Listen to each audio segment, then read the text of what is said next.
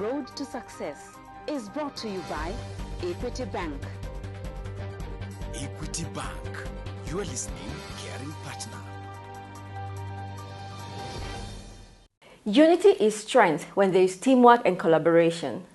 You're watching Road to Success, the key to your next level in business. This week, our guest is Anthony Macau of Almak Aqua Drillers. Karibu sana. Asante sana, and thank you for having me. Anthony, tell us about Almak. Almak Aqua Drillers was founded in 2009 by our chairman and my father, Alphonse Kioko. The initial goal was to set up a professional drilling service in Machakos and the eastern region, but then we found ourselves swiftly expanding to different areas. What inspired you to come and work for your father? Before that, I was working for one of the large four banks as a corporate banker. And I was actually thinking of career progression within the corporate ladder. But when I was switching my career into another bank, I had a discussion with my father, and it was very apparent that I had value to add to the family business. He saw that, and he saw that potential in me because I had so many discussions with him in terms of how we can change things and what have you. And he suggested that I move full-time. I've moved full-time with him, and I've never regretted it since. It's been quite good. Were there challenges when it came to transiting from, of course, corporate to now family business? In fact, it was not structured at all. You had a lot of time, and as a corporate banker, I liked to be structured. I knew what I was doing day in, day out. But the fact that it wasn't structured enabled me to put structures in place for other people. It enabled me to change and play around with the organizational structure to make it more effective and to target more of what they wanted to achieve. What kind of structures did you put in place? Like now, when you look at our sales team, before we previously had just one person who was trying to market all over the place in Nairobi. I changed that up to a head with several sales agents. That has grown business tremendously. You also look at the operations team. I was able to add now the operations manager and a few technical guys, people who had the expertise in terms of managing the machines and what have you. Before, it was being done haphazardly, and we were also outsourcing to a lot of companies. It saved us a lot of cost, and we're managing to be more efficient now. It's a very technical field. Did you have to go back to school? I didn't go back to school, but I had a lot of onboarding from the team, a lot of actually seeing the drilling inspections. I was also a member of Aqua, that's the Kenya Water Association body. And yeah, it helped me understand and grasp the complete knowledge of drilling from start to finish. Do you ever have conflict when it comes to decision making? With family business, it's tricky. There'll be conflict of ideas, not necessarily conflict of personalities. And that's how we deal with it, that family comes first. At the end of the day, both of us understand we want what's best for the company. And sometimes it's important to hear somebody out, regardless of what your opinion is. And at the end of the day, you also have to realize it is his company at the end of the day. So regardless of what vision he wants to achieve, you have to try and assist him achieve that vision. If you see some things that do not necessarily reflect that, you can advise him.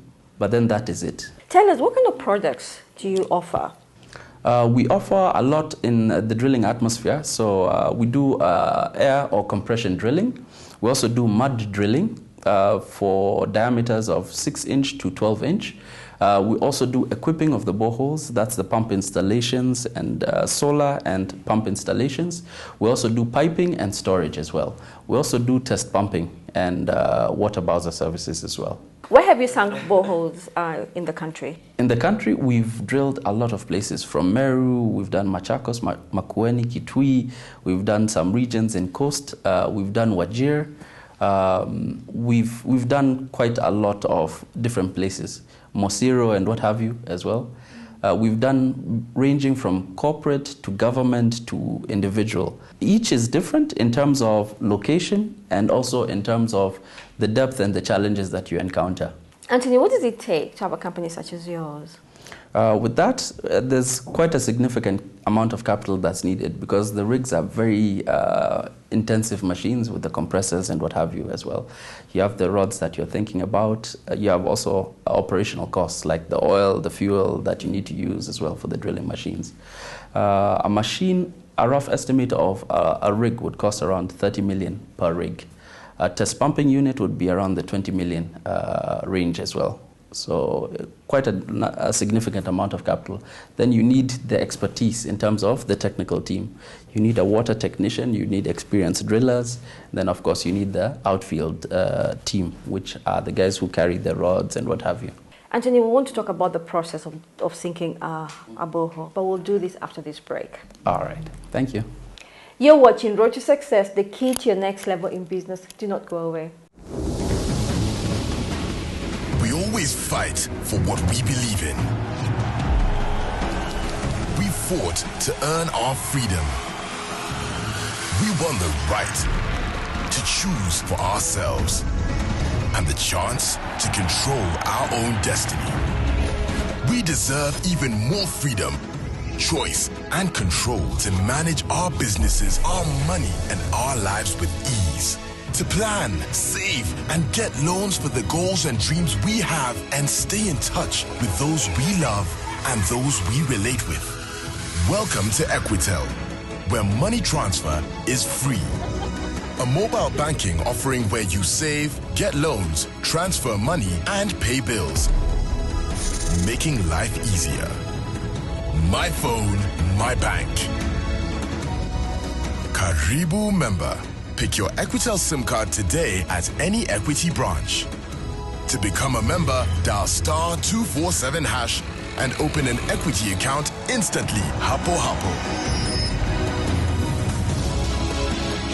Equitel. My money, my phone, my life.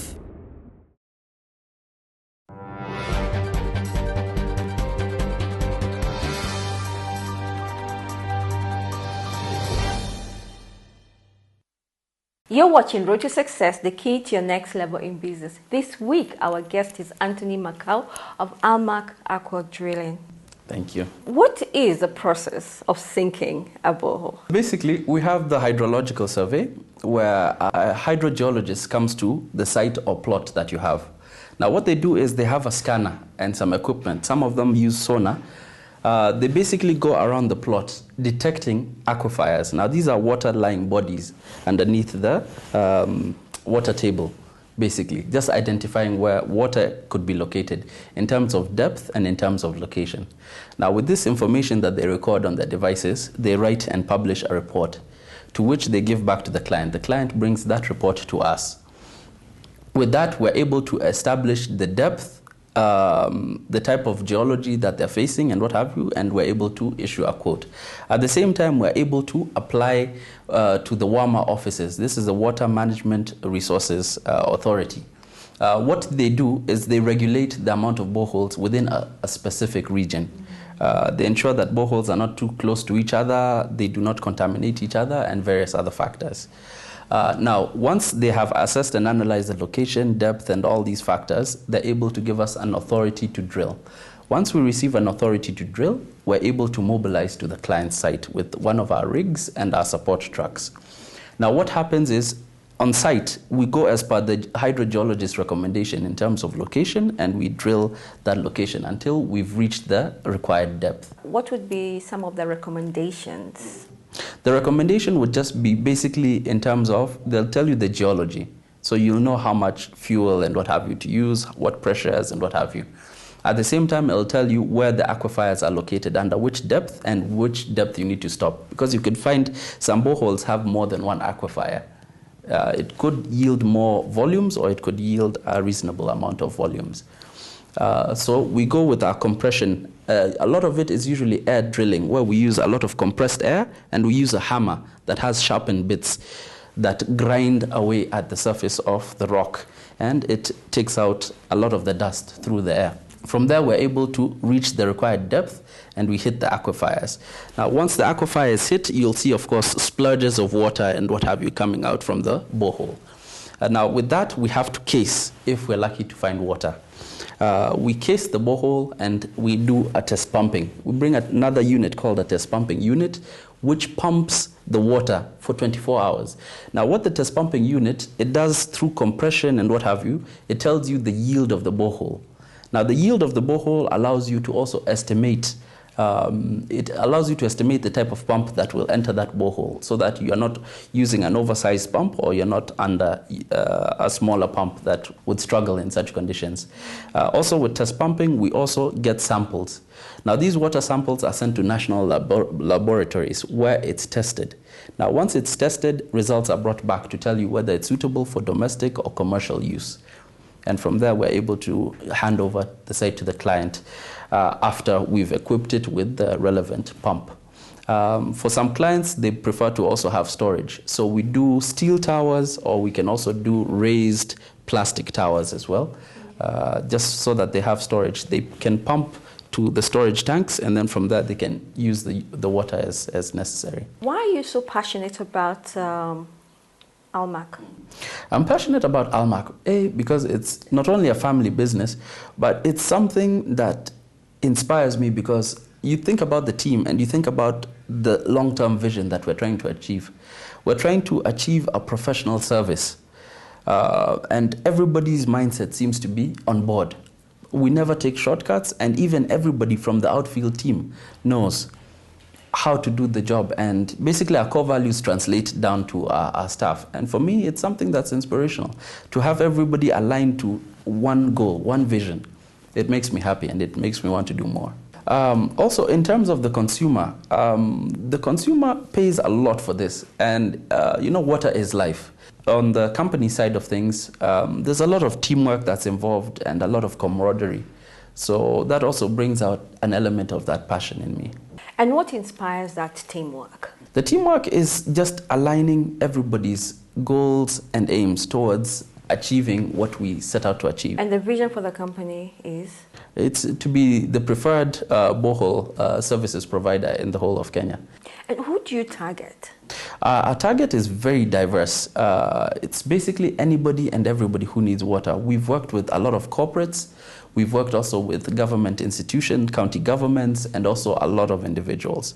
We get queries from everywhere, and there's, of course, tenders and what have you that we apply for. But our client base is very diverse, but we're open to every single person. Okay. Anthony, why should people sink boreholes? Boreholes, it depends on your needs as a person as well. Some people do it because of agricultural needs and what have you. Some people might have city council, which is also easy to connect and what have you, so they might opt for that as opposed to drilling. But some people are more in desolate or prefer having their own reliable source of water. So they feel more in control once they have their own borehole because they have their own water supply, of which they have a large amount of control over. What about an individual? Because this is a very expensive venture. It is a very expensive venture, but sometimes you consider also individuals in remote areas or areas which are just encountering development right now. You'll find that water bowsers are unreliable, and if you do the calculation of how much you're actually spending per week, and you do that over the number of years, it works out actually cheaper having a borehole.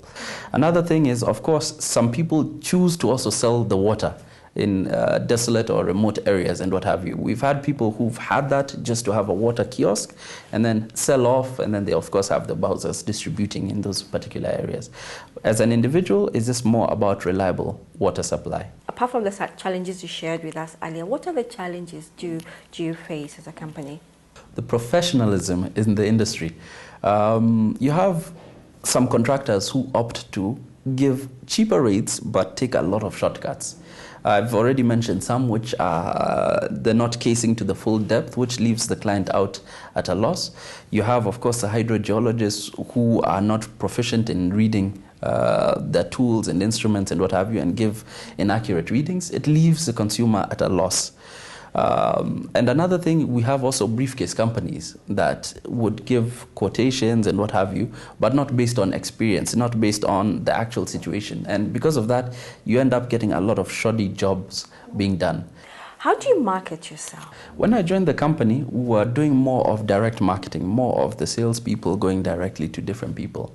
Now we've gotten more through referrals. We've also have our website as well, of which we've used search engine optimization to rise up the rankings and what have you. But we're getting a lot of inquiries through that. Anthony, give us an example of a client that you work with? We work with a lot of companies, from construction to schools to churches to community-based organizations and a lot of NGOs as well. We're good with working with CSR and various other projects as well. Anthony, what is the most challenging place to sink a borehole? Well, it depends a lot on the terrain that you face. We've had some places like in Meru where you have collapsing formations and collapsing boreholes and what have you. In that case, we need to use other techniques such as reaming, where we actually ream as we're drilling at the same time. That way, we still don't have the collapsing of that. There are fissures as well, which we also have to take care of. That seems to be very challenging, but also mud drilling, which tends to be actually very unusual. Like in a lot of arid, sandy areas. You think sand is easy to drill? Yes, you think sand is very easy to drill. You just put the chuma and it goes down. But no, sand is very difficult because that is very loose soil. So basically it just collapses in on itself. And the hardest part of drilling is when it collapses. It's very hard to pull out a hammer, bits and rods, in, especially when they've just all compressed together. So sometimes you end up losing a hammer, bits, which tend to be very costly because those are your tools of trade. So with mud drilling, what we do is we mix some chemicals and some water as well, which make sure that as we drill, the walls of the sand and what have you are somewhat solid. It makes it more solid and less mobile, so it actually holds. And how long does it take to sink a borehole? A borehole, again, it depends on the terrain, because sometimes you could find that the penetration rate in terms of how long you're drilling is taking a lot longer for some formations than others. But roughly between 3 days to a week. Anthony, how much does it cost to sink a borehole? A borehole would cost roughly 6,300 per meter, but then again, it depends on the terrain and the geographical landscape that you have. Besides Machakos and Nairobi, where else are you? Us, we're very mobile. We're able to mobilize to any site anywhere around the country. We've done sites in Western and various other regions as well, from Dadaab, as far as Dadaab, Meru, as I've mentioned earlier, and even further along the Western. So we're available to do boreholes anywhere. The good thing about borehole machines is that it's literally mounted on a rig, and the rig is mobile. So we can move our team and we can mobilize anywhere. Thank you so much, Anthony. And thank you for having me. I really appreciate this. Thank you for watching Road to Success, the key to your next level in business. And remember, culture does eat strategy for breakfast. Have a blessed week.